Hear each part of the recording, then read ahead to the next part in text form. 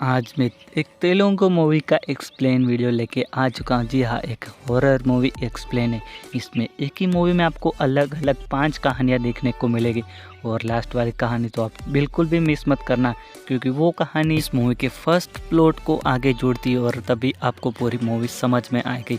इस मूवी को मिले 6.2 आउट ऑफ 10 स्टार। इस मूवी जैसे स्टार्ट होती है, कार्तिका नाम की एक लड़की को हम देखते हैं और इसकी एक फ्रेंड आती है जिसका नाम था प्रिया, और आते ही कार्तिका को कहती है कि अब तुम कैसी हो, ठीक हो, क्योंकि कार्तिका का हाल फिलहाल में ही ब्रेकअप हुआ था। और प्रिया उसे कहती है कि चलो अच्छा ही हुआ, जो कल होना था वो आज हो गया।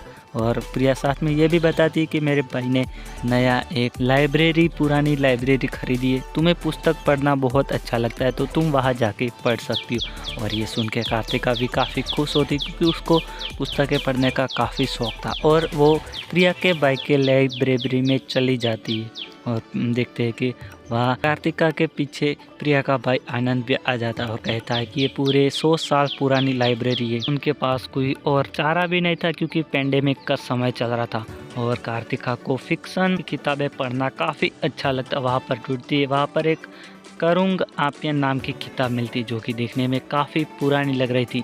और उसे पढ़ने जैसे ही कार्तिका बैठती है, उसका पन्ना खुलते तो पहले पन्ने पे ही लिखा गया था कि मैं उन रहस्यों के लिए डेडिकेट हूँ जो कि इस दुनिया में हो।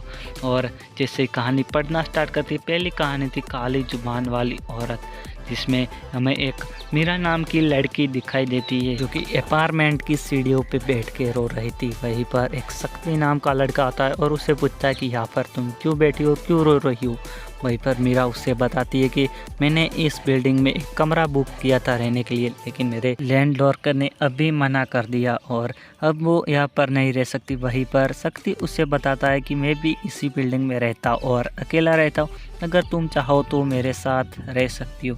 और ये सुनते ही मीरा काफ़ी खुश हो जाती और शक्ति के साथ रहने चली जाती। वहीं पर हम दूसरे दिन देखते हैं कि मीरा सोकर उठती है, तब उसे शक्ति बताता है कि B13 नंबर के फ्लैट के मालिक की मौत हो चुकी है। वहीं पर मीरा कहती है कि कैसे। वहीं पर शक्ति उसे बताता है कि बीवी और पति के बीच में झगड़ा हुआ था और उसकी वाइफ ने उसके सर में रोलिंग पिन मार के उसके सर की दो हिस्से हो गए। तब मीरा उसे कहती है कि मैंने उसे यही श्राप दिया था जब उसने मुझे रहने का मना कर दिया था, तो वो सच में सही हो गए। और वहाँ पर शक्ति हंसता हुआ कहता है ये कोई कोइंसिडेंस हो सकता है। पर मीरा कहती है चलो एक बार ट्राई कर लेते। और वहीं पर एक डिलीवरी बॉय आता है, उसके बारे में कुछ कहते, लेकिन वो सही सलामत वहाँ से निकल जाता है।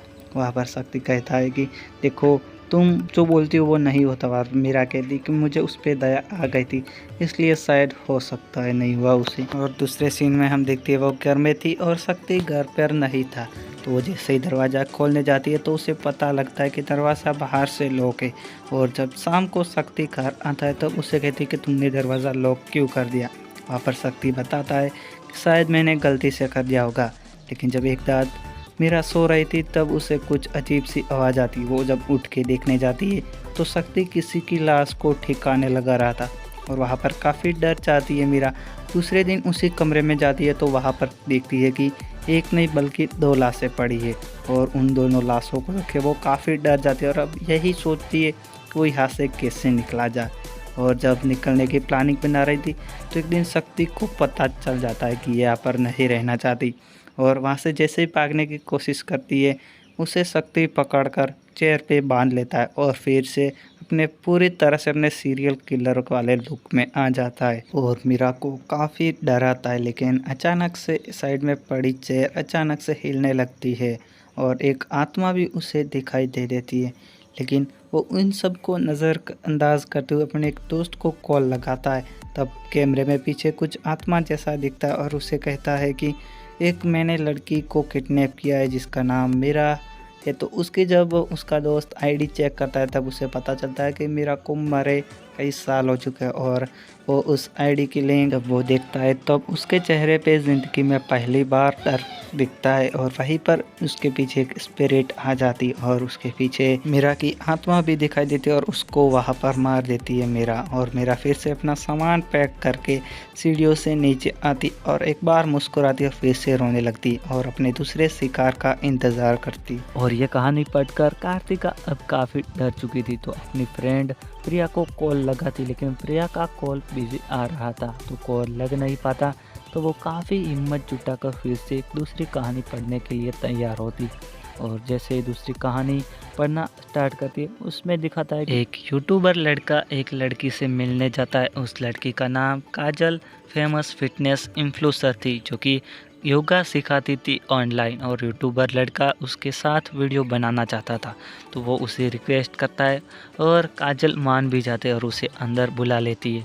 और लाइव जब कर रही थी स्ट्रीमिंग अपनी योगा सिखा रही थी तब उसे अपने कैमरे में कुछ पीछे दिखाई देता है। जब वो अपने लाइव स्ट्रीम बंद करके देखने जाती है तो वहाँ पर एक लड़का होता है जो कि उसे पकड़ कर बांध देता है, लेकिन अगले ही पल वो लड़का इससे डर के दूर भाग रहा था क्योंकि जब उसके घर में दरवाज़ा खोल के देखता है तो वहाँ पर कई लड़के बैठे थे और सभी लड़कों के हाथ की उंगलियां नहीं थी, यानी कि काजल जो कि फिटनेस इन्फ्लुएंसर थी वो एक साइको थी और सभी लड़कों की उंगलियां खाना उसका एक शौक था। और वहाँ पर जितने लड़के थे उनमें से किसी की भी उंगलियां नहीं था।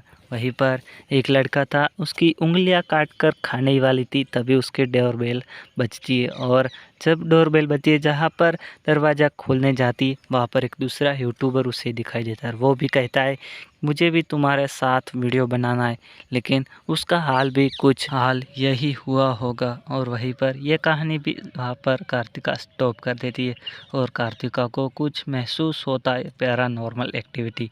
जब वो सामने देखती है वहाँ पर उसको काजल की स्पिरिट दिखाई देती है और उसके साथ साथ मीरा की भी आत्मा दिखाई देती है। वो डर जाती है लेकिन वहीं पर प्रिया का कॉल आ जाता है और प्रिया उससे पूछती है कि तुम क्या कर रही हो अभी।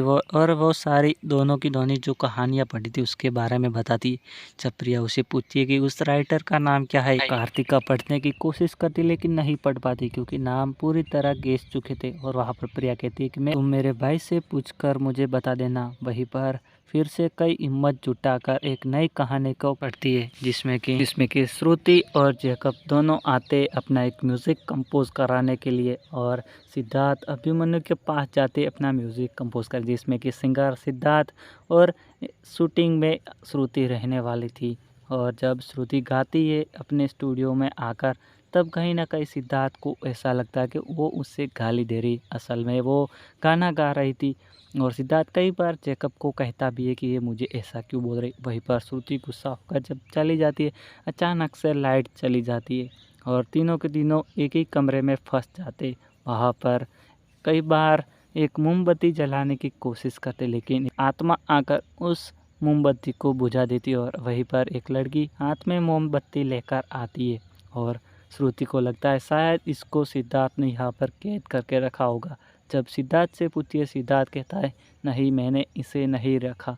और वहीं पर श्रुति काफ़ी डर जाती है और वहाँ पर बार बार उसे कहीं ना कहीं डरावनी चीज़ें दिखना स्टार्ट हो जाती, यानी कि पैरानॉर्मल एक्टिविटी होना चालू हो जाती और वो कुछ भी करते उन्हें डर लगता है। वहाँ पर एक बौना आदमी, एक पंजाबी, एक चाय वाला, एक किन्नर और वही औरत जो कि पहले मोमबत्ती लेके आई थी वो बार बार नज़र आती है। और अब वो काफ़ी डर चुके थे और जैसे ही सुबह होती है वो किसी तरह उस कमरे से निकल जाते हैं। जैकब का एक दोस्त का कॉल आता है, वो कहता है कि तुम किस मरे हुए आदमी से अपना म्यूज़िक कंपोज करा रहे, तुम जिस व्यक्ति को मिलने गए उसे मरे हुए कई साल हो गए।